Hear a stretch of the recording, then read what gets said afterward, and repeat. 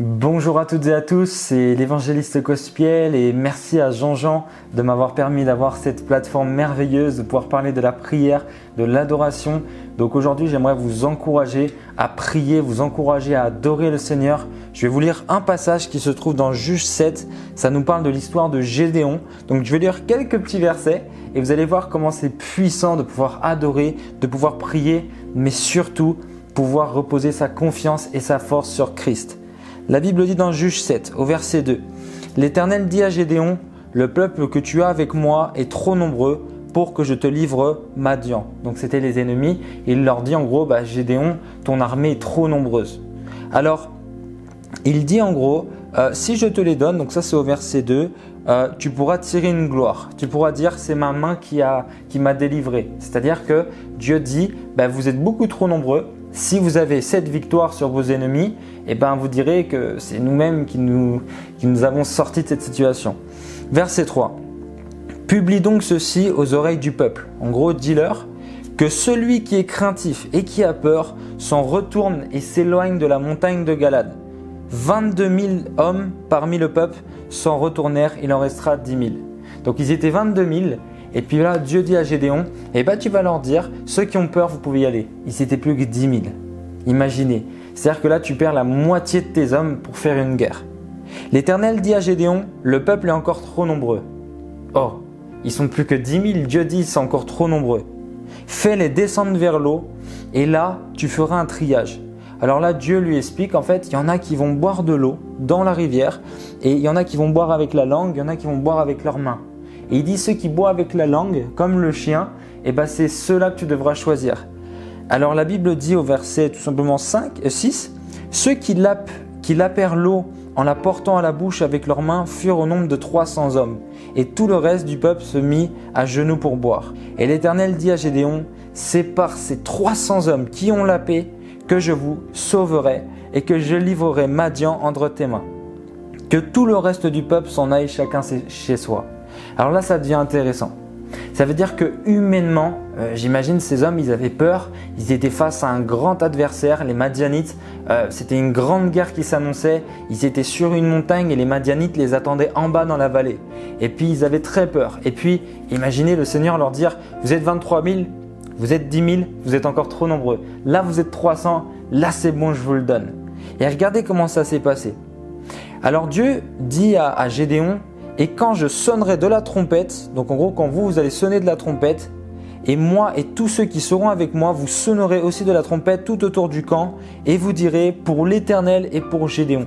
Donc là Dieu donne une stratégie à cette armée qui ne sont plus que 300, et il leur dit, donc là c'est bien au verset 18, vous aurez juste à sonner de la trompette, et crier pour l'Éternel et pour Gédéon.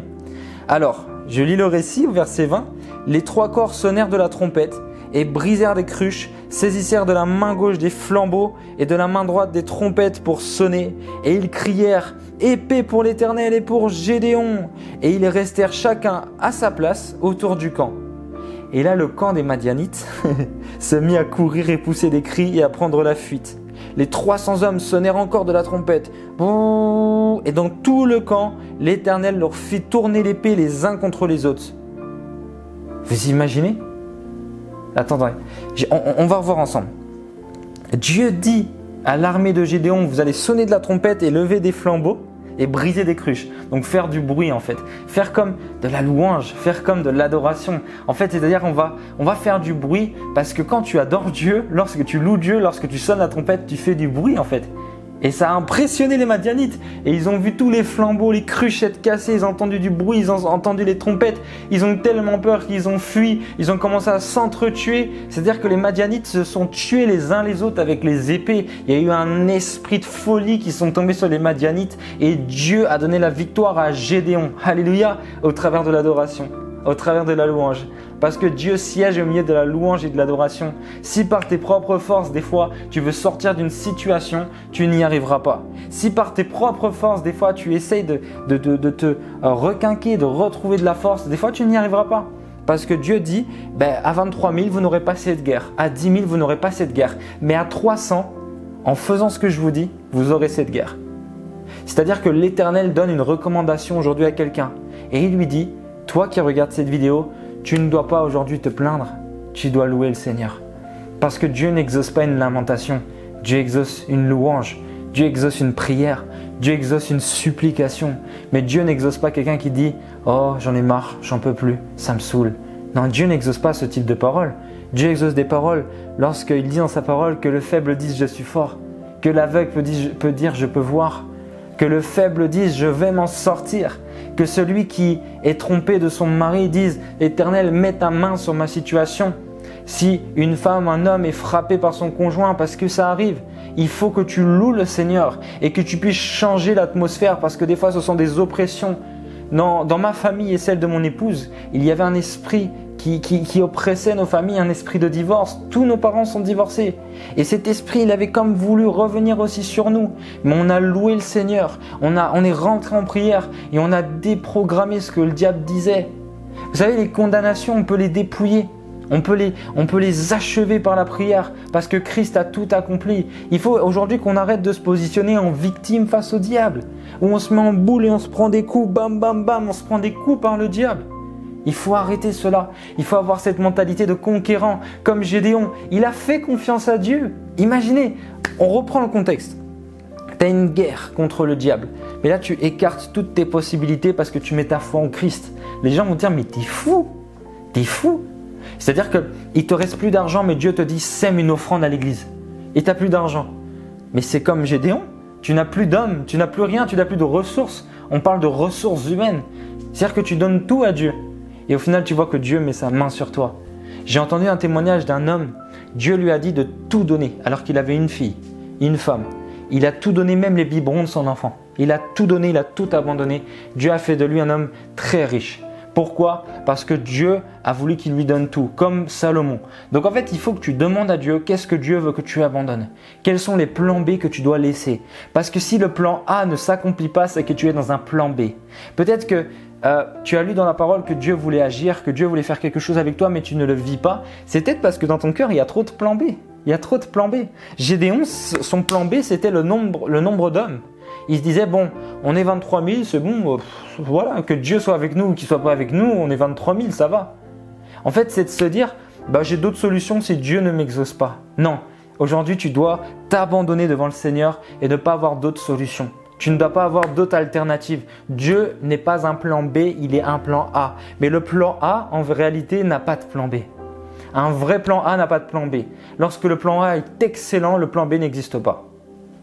Moi aujourd'hui, je n'ai pas de plan B dans mon mariage. Je n'ai pas l'idée d'une autre femme avec laquelle je me marierai parce que le plan A est tellement parfait que je me contente du plan A, je bénis le plan A, je loue le Seigneur pour le plan A parce que le plan A est merveilleux. Mais maintenant, nous, on est des chrétiens, on marche, mais on n'a pas la foi. Du coup, on a un plan A, un plan B et un plan C. C'est-à-dire que dans ta vie, tu te dis, une fois Dieu m'a dit que je le servirai à temps plein, mais là, vu que j'ai un petit peu peur pour les finances, du coup, au cas où j'ai mon entreprise familiale avec mon père, et puis au cas où, voilà, j'ai un petit business, donc voilà. Et en fait, tu fais pas confiance à Dieu. Et en fait, tu n'es pas un adorateur, tu n'es pas un homme de foi, tu n'es pas une femme de foi. Si tu as toujours dans ton cœur quelque chose, comme un plan B, comme une autre solution, tu ne démontes pas ta foi à Dieu. Et aujourd'hui, je remercie Jean-Jean de m'avoir invité parce que j'ai un message pour cette jeunesse, un message pour ceux qui me regardent et je vous encourage à voir comme Dieu voit. Lorsque tu es face à ton adversaire, tu dois identifier comment détrôner ton adversaire, non pas avec des armes humaines. Imaginez David face à Goliath, il avait le droit à une épée, il avait le droit à des arbalètes, il avait le droit à des lances, il avait le droit à tellement de choses.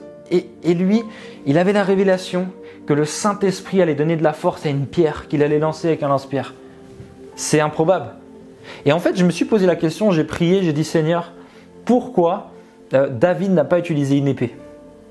Et en fait, j'ai réalisé que pour tuer une vache, pour tuer, prendre encore plus petit qu'une vache, pour tuer un lapin, tu ne vas pas prendre une épée.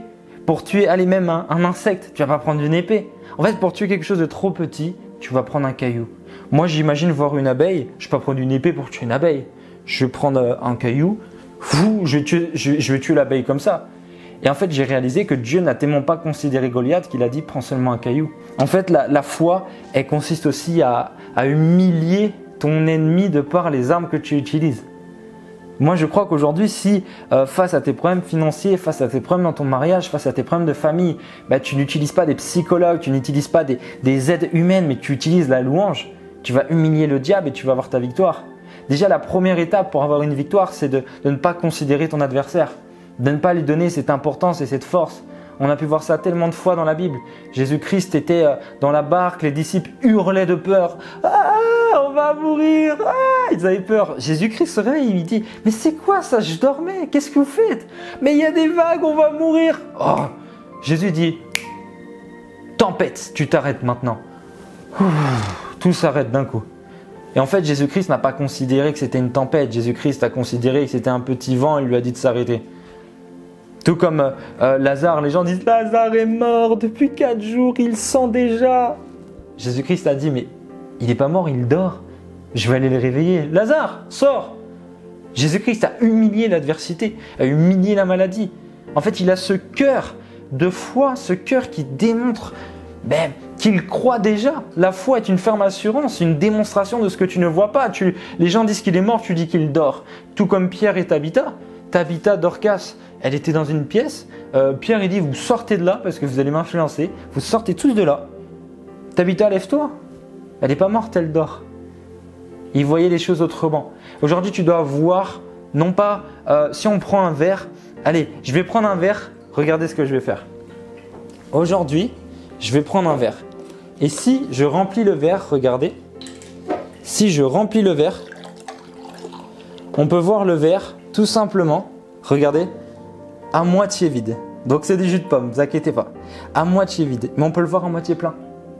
Soit tu vois à moitié vide, soit à moitié plein. Aujourd'hui, tu dois voir les choses autrement.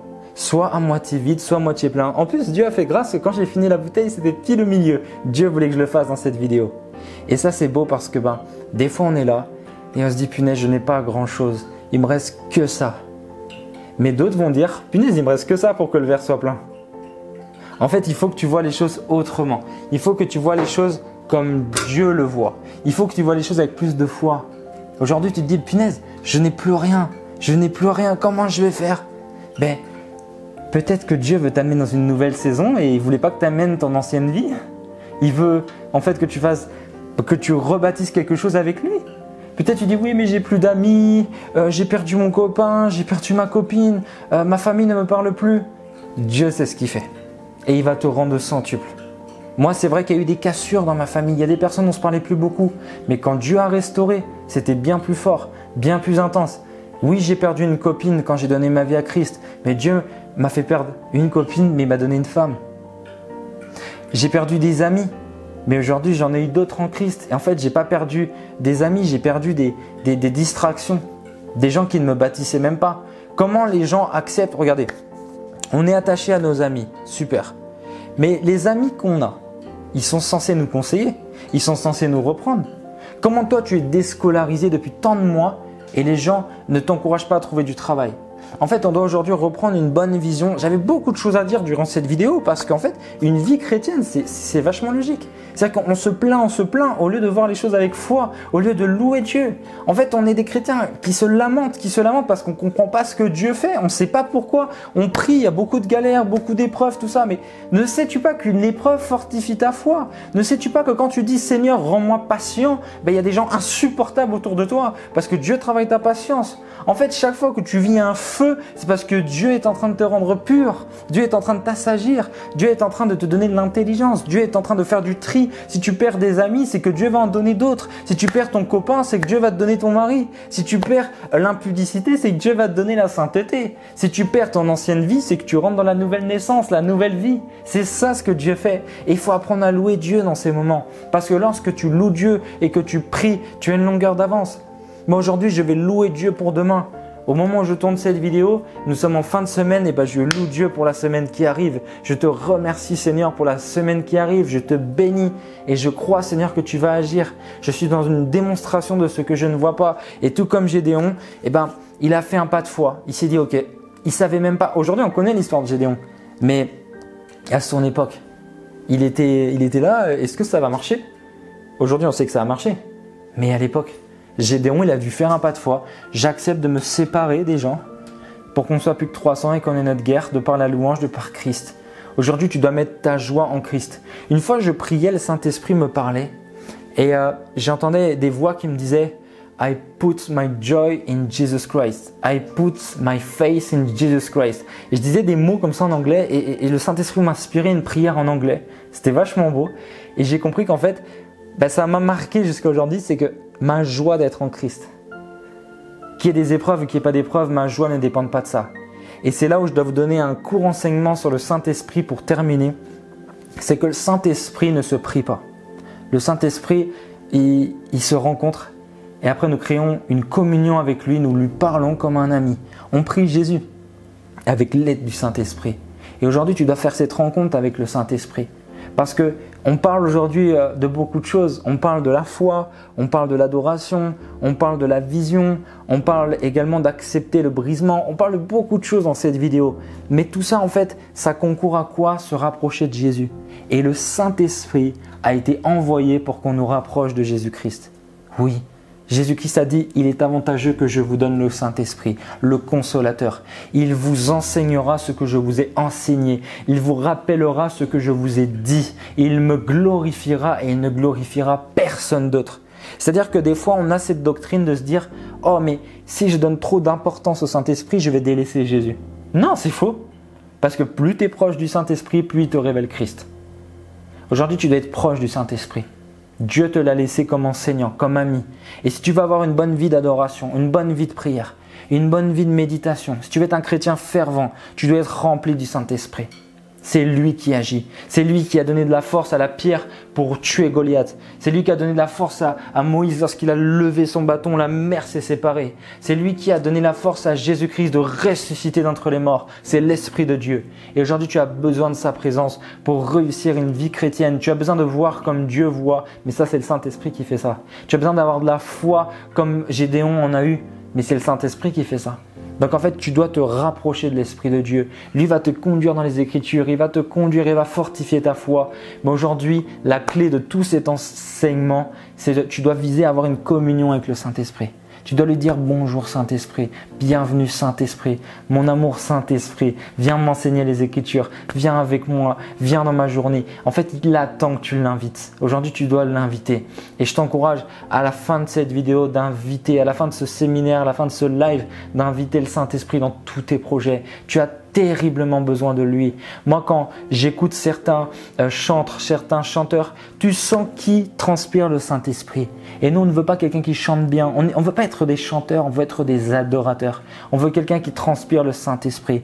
Moi, j'ai été béni de voir mon père spirituel, le pasteur Marcelo Tounassi, qui n'a peut-être pas une voix d'un grand chanteur, mais qui, lorsqu'il chante, il transpire l'onction, il transpire la présence de Dieu. Et c'est ça qui nous touche et c'est ça qu'on veut. Si toi, tu n'as pas cette voix, moi, je ne sais pas chanter, mais je sais que si je chante, eh ben j'aurai pas la voix de je ne sais quel artiste du monde, tout ça, mais j'aurai sûrement, et je l'espère, cette présence, et j'aspire à cette présence. Et il n'y a que ça, c'est la finalité. Tu dois transpirer le Saint-Esprit, tu dois être proche de lui, tu dois le laisser habiter en toi, prendre toute la place et qu'il se ressente lorsqu'on te rencontre. Je crois que c'est la finalité de notre vie chrétienne, c'est qu'il y a deux chrétiens, il y a celui qui est proche du Saint-Esprit, celui qui ne comprend pas du tout cette relation avec le Saint-Esprit. Et ben, un chrétien qui prie que Jésus, qui dit « Oh, éternel Dieu, Jésus », tout ça, il manquera quelque chose parce qu'il doit être proche du Saint-Esprit. Le Saint-Esprit nous révèle Christ et il nous donne cette assurance. Donc voilà, c'était un peu rapide, c'était un peu condensé, j'ai parlé super vite, mais n'hésitez pas, durant ce séminaire, il y aura différents enseignants, différentes adorations et je vous encourage lorsque vous écoutez l'homme de Dieu, Jean-Jean, lorsqu'il chante, écoutez les paroles, connectez-vous parce que c'est une prédication lorsqu'il chante, c'est une prédication, écoutez, connectez-vous et abonnez-vous à sa page, à sa page parce qu'il y aura sûrement de nouveaux séminaires, il y aura également des orateurs d'exception et je sais que par-dessus tout, vous n'avez pas besoin qu'un homme de Dieu prie pour vous. Vous avez besoin d'être proche du Dieu des hommes. Soyez proche du Saint-Esprit. Soyez proche de Jésus-Christ. Il est disponible et il t'attend dans le lieu secret. Petite révélation, le lieu secret n'est pas une chambre. Le lieu secret n'est pas une salle de bain. Le lieu secret n'est pas une war room. Le lieu secret, c'est ton cœur. Tu peux être dans ta chambre sans être dans le lieu secret. Tu dois avoir cette disposition pour prier et là tu seras dans le lieu secret. Allez, Que Dieu vous bénisse tous, c'était Cospiel, à très bientôt.